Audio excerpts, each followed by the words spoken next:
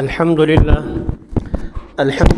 نحمده ونستعينه ونستغفره ونؤمن به ونتوكل عليه ونعوذ بالله من شرور أنفسنا ومن سيئات أعمالنا من يهده الله فلا مضل له ومن يضلله فلا هادي له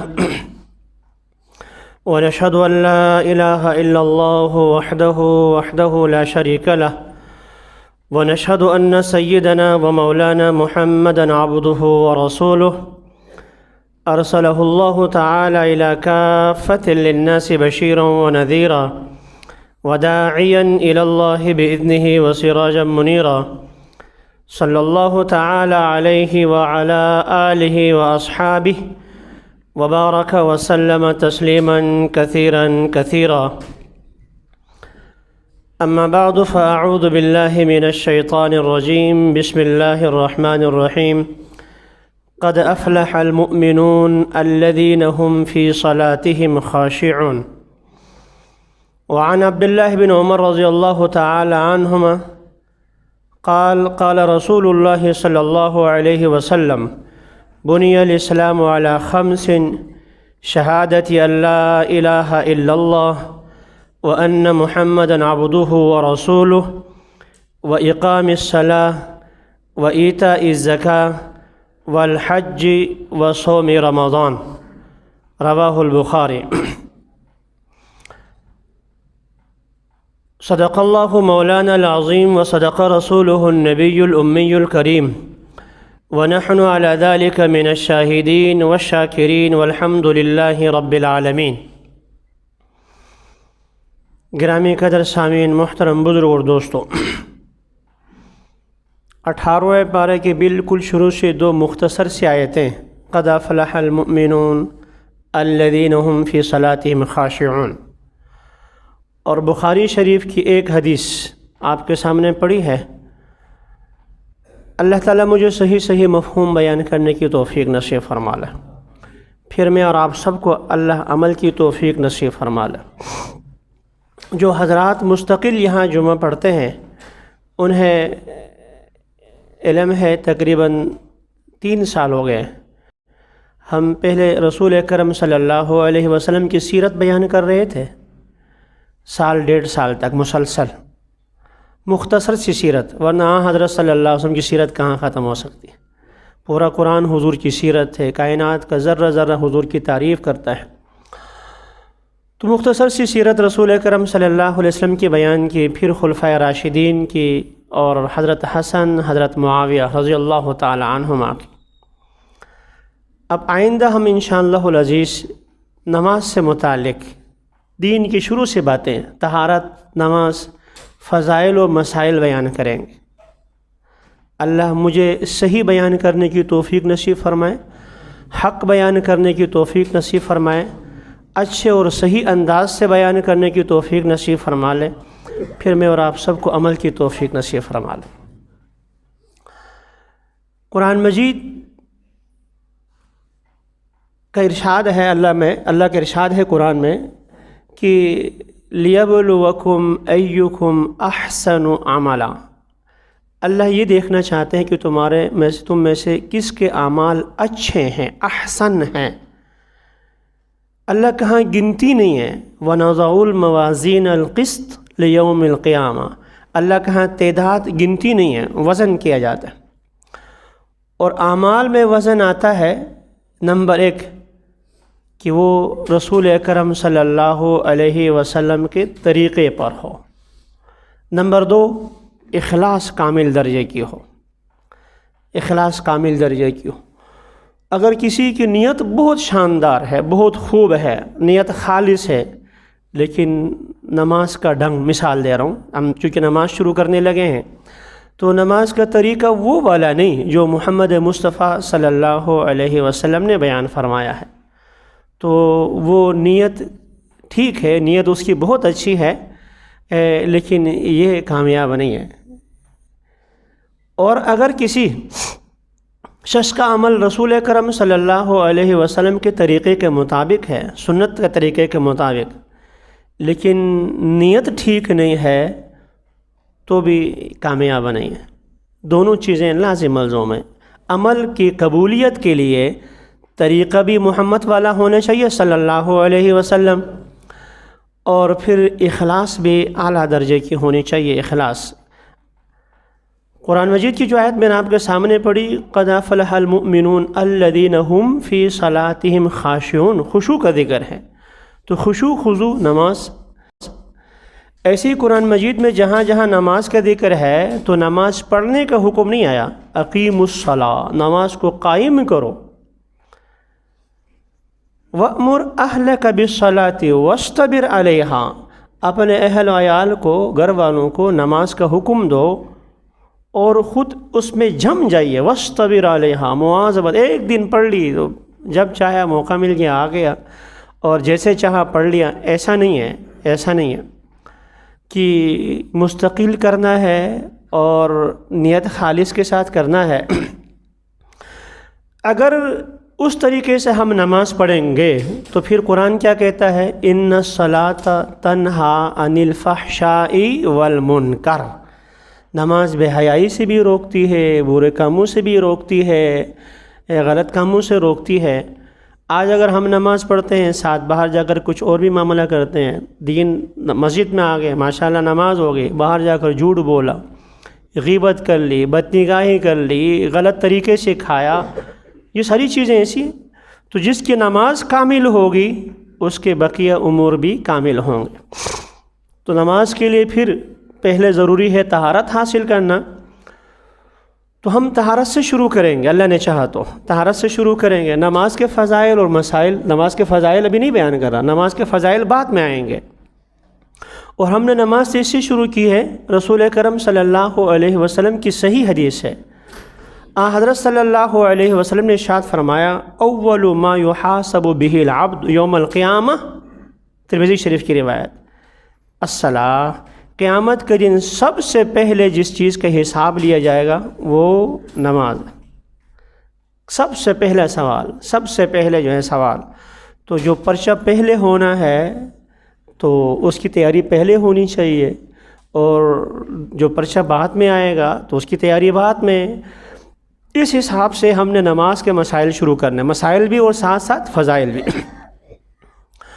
فاروق اعظم رضی اللہ تعالیٰ عنہ کا فرمان، عبداللہ ابن عمر اور دوسرے حضرات نقل فرماتے ہیں کہ جب فاروق اعظم رضی اللہ تعالیٰ عنہ آپ خلیفہ بنے تو آپ نے تمام اپنے گورنروں کو یہ خط لکھا تھا کہ ان اہم امورکم عندی الصلاۃ، تمہارے معاملات میں سے جو تمہاری ذمہ داریاں سونپی گئی ہیں ان میں سے سب سے اہم میرے نزدیک نماز ہے۔ فمن حفظها وحافظ علیہا حفظ دینہ، جس نے نماز کی حفاظت کی اور اگر جو نماز کو ضائع کر دے تو دوسرے چیزیں بطریقہ اولا وہ ضائع کر دے گا۔ بخاری شریف کی جو حدیث میں نے آپ کے سامنے پڑھی ہے، رسول کرم صلی اللہ علیہ وسلم نے دین اسلام کو ایک خیمے سے تشبیہ دی، بنی الاسلام علی خمس، 5 اس کے جو ہے چیزیں، بنیادی چیزیں، اور اس میں ایک کلمہ شہادت ارشاد فرمایا، اور اس کے بعد جو ہے نماز ہے، روزہ ہے اور حج ہے اور زکوٰۃ ہے۔ جیسے خیمہ ہے، درمیان میں بڑی لکڑی ہوتی ہے اور 4 اس کے جو ہے کونے ہوتے ہیں، تو اگر درمیان والی لکڑی نہ ہو تو پھر تو خیمہ برقرار ہی نہیں، درام سے نیچے اگر زمین بوس ہو گیا، زمین پہ وسط ہو گیا۔ تو کلمہ شہادت لا الہ الا اللہ محمد الرسول اللہ، یا اشہد ان لا الہ الا اللہ و اشہد ان محمدًا عبدہ و رسولہ، یہ اس بنیادی درمیان والی لکڑی کی حیثیت رکھتی ہے۔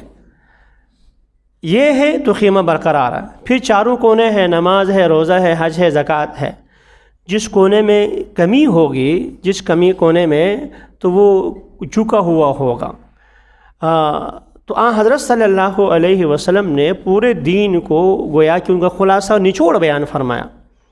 حضرت صلی اللہ علیہ وسلم کو جو سابقہ انبیاء علیہ السلام پر فضیلت تھی، ان میں سے حضور فرماتے اوتیت جوامع الکلم، مجھے جامع کلمات کا علم دیا گیا ہے، بات بہت مختصر سی اور علم کا سمندر، دریا کو کوزے میں بند کرنا، یہ محمد مصطفیٰ صلی اللہ علیہ وسلم کے فرمان میں ہے۔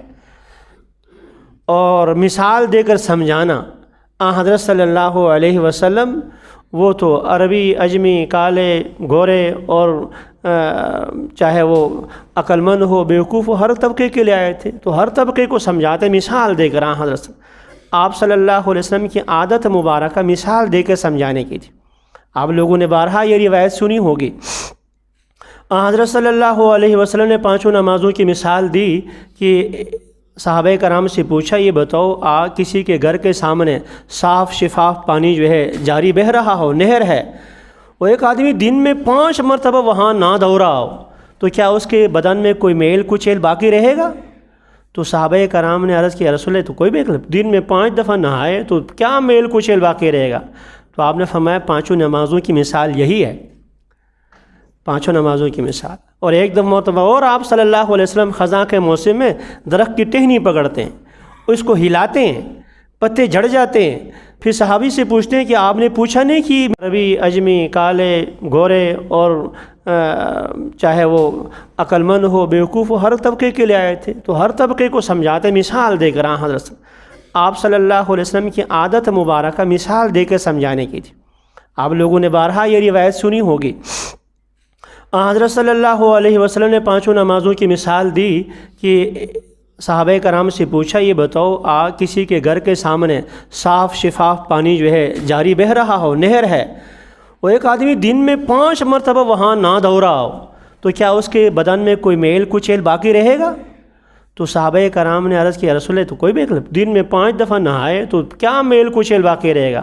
تو آپ نے فرمایا پانچوں نمازوں کی مثال یہی ہے، پانچوں نمازوں کی مثال۔ اور ایک دم مرتبہ اور آپ صلی اللہ علیہ وسلم خزاں کے موسم میں درخت کی ٹہنی پکڑتے ہیں، اس کو ہلاتے ہیں، پتے جھڑ جاتے ہیں، پھر صحابی سے پوچھتے ہیں کہ آپ نے پوچھا نہیں کہ میں نے ایسا کیوں کیا؟ پھر حضور ہیں، نبی پاک صلی اللہ علیہ وسلم، مذاق تھوڑا ہی ہے، تو آپ کا ہر عمل جو ہے وہ فضول اور لغو نہیں ہوتا تھا۔ آپ کا تو خود اپنا ارشاد ہے، من حسن اسلام المرء ترکہ ما لا یعنی ہے، اسلام کہ انسان کے اسلام کے بہتری کی یہ علامت ہے وہ لایانی اور فضول کاموں کو چھوڑ دیتا ہے۔ تو آپ صلی اللہ علیہ وسلم نے خامخواہ کی ٹہنی ہلائی، خامخواہ کے پتھر جڑ دیے، تو آپ نے پوچھا کہ آپ نے مجھ سے پوچھا نہیں کہ میں نے ایسا کیوں کیا؟ یا رسول اللہ آپ بتا دیں آپ نے ایسا کیوں کیا؟ پھر آپ نے سمجھایا کہ مومن، مسلمان آدمی جب نماز پڑھتا ہے اخلاص کے ساتھ، اللہ اس کے گناہ ایسے جھاڑ دیتے ہیں جیسے ٹہنی کھینچنے سے، اس کو ہلانے سے پتے جڑ گئے ہیں۔ تو آپ صلی اللہ علیہ وسلم کی عادت مبارکہ مثال دے کر سمجھانے کی تھی، تو یہاں بھی آپ نے مثال دے کر سمجھائی کہ بنی الاسلام علی خمس، اسلام کی بنیاد ان 5 چیزوں پر ہے، شہادت اللہ الہ الا اللہ وان محمدً عبدہ ورسولہ، کلمہ شہادت، اس بات کی گواہی دینا کہ اللہ وحدہ لا شریک ہیں، محمد مصطفیٰ صلی اللہ علیہ وسلم آپ کے بندے ہیں اور رسول ہیں۔ دوسری چیز اقام الصلاۃ، نماز، اور تیسری چیز آپ نے فرمایا کہ ایتاء الزکاۃ، زکوٰۃ، چوتھی چیز حج، اور 5ویں چیز آپ نے بیان فرمایا کہ رمضان کے روزے رکھنا ہے۔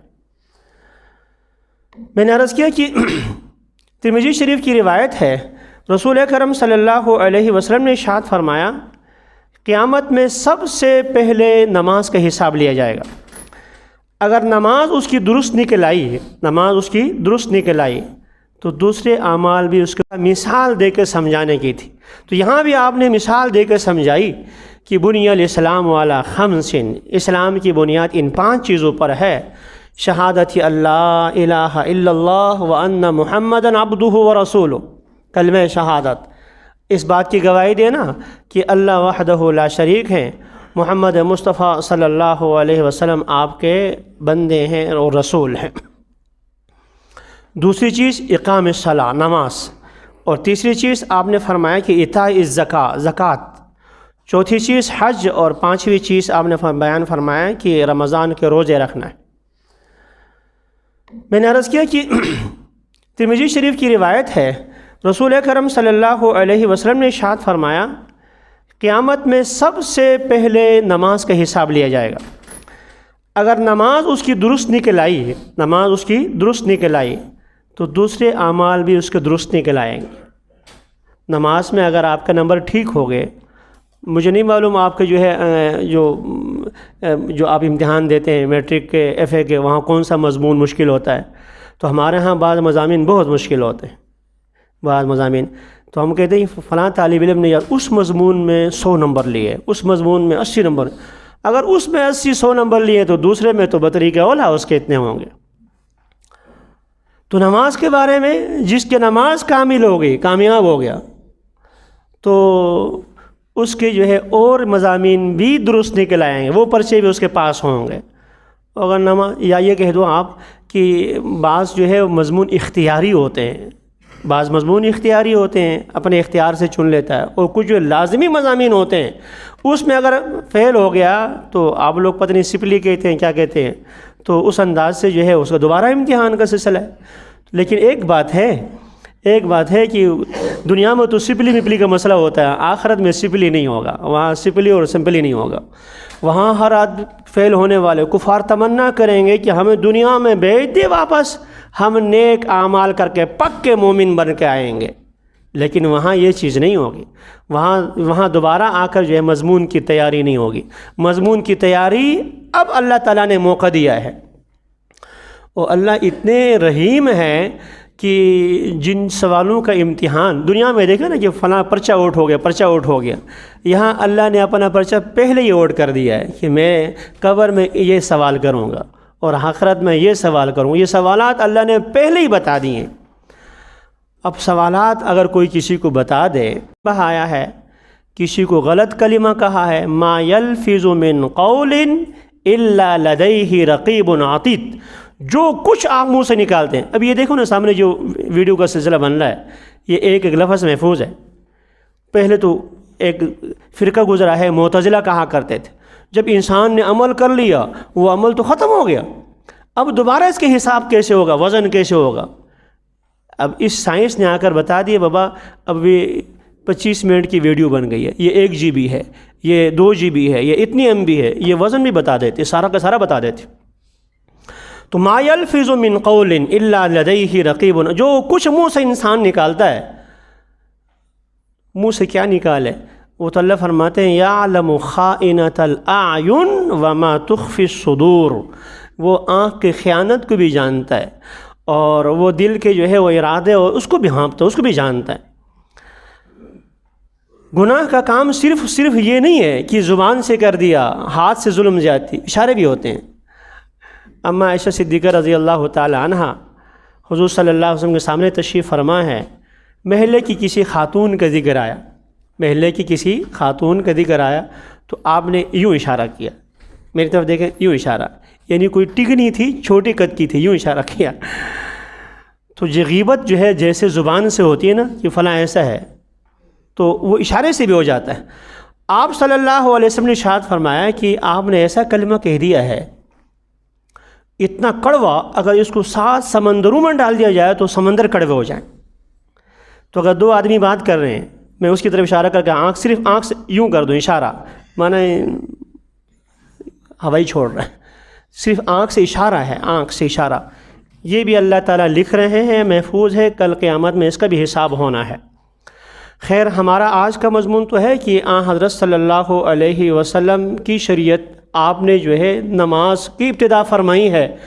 نماز پھر موقوف ہے طہارت پر. قرآن کا حکم ہے یا ایھا الذین آمنوا اذا قمتم الی الصلاۃ فاغسلوا وجوہکم وایدیکم وارجلکم الی الکعبین فاغسلوا وجوہکم وایدیکم الی الکعبین الی المرافق وامسحوا برؤوسکم وارجلکم الی الکعبین. وضو کے 4 فرائض بیان کی اس قرآن کی آیت میں. یہ یاد رکھیں، وضو اتنا بہترین عمل ہے. عثمان غنی رضی اللہ تعالیٰ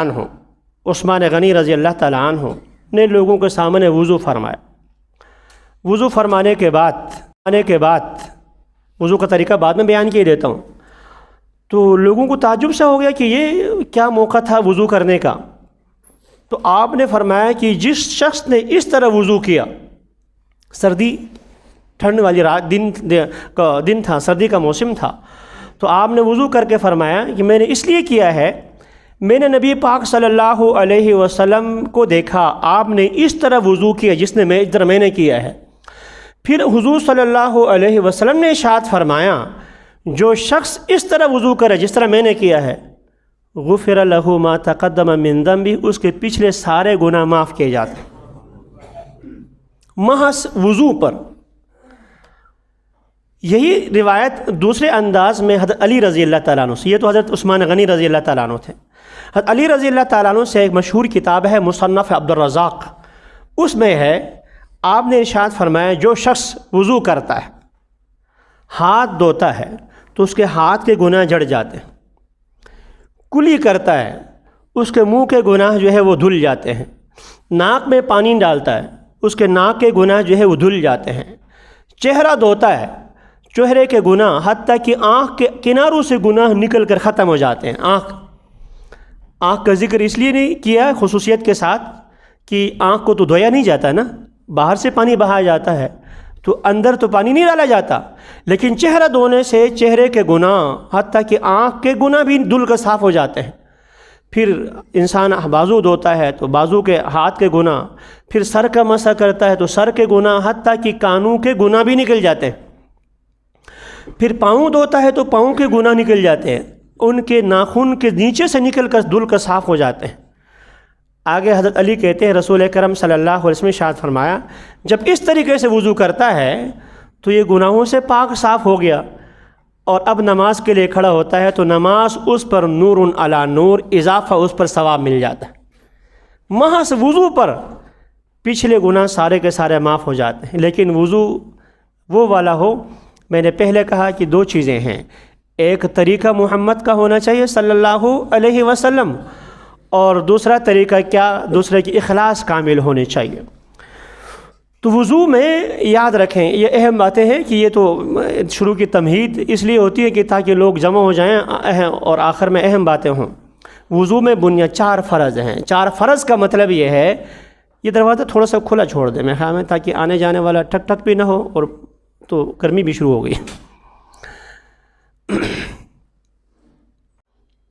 وضو میں 4 بنیادی چیزیں ہیں جس کو ہم فرض کہتے ہیں، ان میں سے کوئی ایک بھی رہ جاتا ہے، ایک بھی، تو وضو ہوتا ہی نہیں ہے۔ اور رسول اکرم صلی اللہ علیہ وسلم کی حدیث ہے، لا تقبل صلاۃ بغیر طہور، بغیر طہارت کے نماز قبول نہیں۔ مسلم شریف کے الفاظ تھے یہ، بخاری شریف کے الفاظ ہیں لا تقبل صلاۃ بغیر طہور، مسلم کے الفاظ لا تقبل صلاۃ من احدث حتی یتوضا، جس کا وضو نہیں ہے جب تک وضو نہیں کرے گا اس کی نماز مقبول نہیں، نماز کا اس کی معتبر نہیں۔ 4 چیزیں بنیادی ہیں۔ نمبر 1، اس کا فرض یہ ہے چہرہ دھو لینا، چہرہ دھونا فرض ہے۔ سر کے یہ بال وہاں سے لے کر ٹھوڑی کے نیچے تک، اور دائیں کان کے لو سے لے کر بائیں کان کے لو تک، یہ پہلا فرض ہے، یہ چہرہ کہلاتا ہے۔ سر کے بال سے مراد عمومی طور پر جس کے بال ہو، بعض لوگ گنجے ہوتے ہیں جن کے سر کے بال ہو ہی نہ، تو پیچھے ان کی نہیں بات کر رہا، عمومی طور پر جو سر کے بال اگنے کی جگہ ہے وہاں سے لے کر ٹھوڑی کے نیچے تک، ایک کان کے لو سے لے کر یہاں تک جو ہے، یہ پہلا فرض ہے۔ اس میں سے ایک بال برابر بھی اگر خشک رہ گیا تو اس کا وضو نہیں ہوا۔ خواتین آج کل مصیبت میں مبتلا ہے، عجیب قسم کے پلکیں لگاتی ہیں، پلکوں پر کوئی چیزیں ایسی لگاتی ہیں جس میں پانی نہیں پہنچتا۔ اگر ایسا کچھ ہو گیا، یا ہونٹوں میں کوئی ایسی چیز جس کو آپ پتہ نہیں لپسٹک کہہ دیں فلاں کہہ دیں، کوئی ایسی چیز لگا لی جس سے ایک بال والی جگہ بھی اگر نیچے خشک رہ گئی، اس کا وضو نہیں ہوا۔ جب وضو نہیں ہوا تو نماز بھی نہیں ہوگی۔ یہ پہلا فرض تھا۔ دوسرا فرض ہے کہ دونوں ہاتھوں کو کوہنیوں سمیت، یہ اب یوں کرتے ہیں تو یہ والی جگہ کوہنی کہلاتی ہے، یہاں تک دونوں بازوؤں کو دھو لینا، اس طریقے کے ساتھ ایک بال برابر بھی خشک نہ رہے، یہ دوسرا فرض ہے۔ یہاں پر بھی خواتین ناخن میں وہ مصیبتیں لگاتی ہوتی ہیں، ایسی کوئی تہ جمنے والی چیز ناخن میں لگا لے جس سے نیچے پانی نہ پہنچے، وضو نہیں ہوا۔ آٹا گوندتے وقت خواتین بعض اوقات احتیاط نہیں کرتی، آٹا یہاں جم جاتا ہے، تو جب آٹا جم گیا نیچے پانی نہیں پہنچا تو وضو نہیں ہوا۔ ہمارے رنگ کرنے والے بھائی جو ہے، پینٹ کرنے والے، اہتمام ہی نہیں کرتے۔ حالانکہ اہتمام کرے تو وہ دستانے مل جاتے ہیں، پلاسٹک والے شاپر والے دستانے ہوتے ہیں، دوسرے ہوتے ہیں جہاں اور چیزوں کا اہتمام کرتے ہیں، وہ اہتمام نہیں کرتے۔ تو بعض رنگ ایسے ہوتے ہیں جو یہاں لگ جاتا ہے، نیچے پانی نہیں پہنچتا۔ اگر رنگ لگ جائے تو اس کو دھونے کے لیے بھی پیٹرول اور دوسری چیزیں موجود ہیں آج کل، اس کا کوئی اہتمام نہیں کرتے۔ خدا نہ خواستہ اس طرح کیسے ہو جائے نیچے پانی نہ پہنچا تو وضو نہیں ہوا۔ کہ ہمارے بھائی جب ہاتھ دھوتے ہیں یہیں پر ہم دیکھتے ہیں یوں کرتے ہیں، نہیں، یوں کر کے ایک دفعہ پانی ڈولنا فرض ہے، اس طریقے سے کہ پانی قطرے ٹپک جائیں۔ کسی کو کہہ دو نا کہ آپ کے یہاں جگہ خشک ہے، مسجد میں آنے کے بعد بھی بھائی جان آپ کی یہ جگہ خشک ہے، تو باہر جا کر ڈالنے کی بجائے وہ ہاتھ ہی یوں کرتے ہوتے ہیں، اور بعض بچے تو یوں تھوک لگا کر یوں گیلا کرتے۔ نہیں، پانی کا ٹپکنا ضروری ہے، اس سے وضو نہیں ہوتا۔ یہاں بیٹھے بیٹھے آپ نے یوں گیلا کر دیا، اگر یہ جگہ خشک ہے واپس جائیں، پانی ٹپکا دیں اس سے، یہ جگہ خشک ہے ٹپکا دیں۔ یہ دوسرا فرض تھا۔ تیسرا فرض ہے سر کا مسح کر لینا۔ یہ سنت طریقہ نہیں بتا رہا، سنت طریقہ انشاءاللہ آگے بیان کروں گا، فضائل بھی بیان کروں گا، حدیث بھی بیان کروں گا، یہ تو صرف فرض بیان کر رہا ہوں۔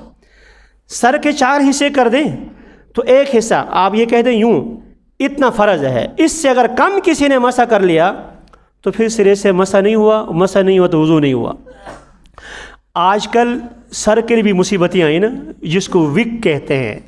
یہ 2 قسم کا ہوتا ہے، ایک تو وہ بال نیچے جو ہے وہ پیوست کیے جاتے ہیں، یہ جائز ہے ناجائز ہے یہ ایک مستقل موضوع ہے، لیکن کسی نے پیوست کرا دیا ہے اندر، اب وہ تو نکلیں گے نہیں، ان کے اوپر مسح کر لیا وضو ہو جاتا ہے۔ لیکن بعض ایسی ہوتی ہے وہ کھوپڑی سے اوپر سے لگا لیتے ہیں اور پھر کبھی نکال لیتے ہوتے ہیں، تو جو آرام سے نکل جاتا ہے اور پہنتے ہیں، اس میں اندر سر پر مسح کرنا ضروری ہے۔ اگر ایسا نہیں کریں گے تو وضو نہیں ہوگا۔ 3 فرض ہو گئے۔ چوتھا فرض پاؤں ٹخنوں سمیت دھو لینا ہے، پاؤں دھونے ہیں ٹخنوں سمیت۔ یہاں اگر خدا نہ خواستہ وہ خشک رہ گیا تو بھی وضو نہیں ہوگا۔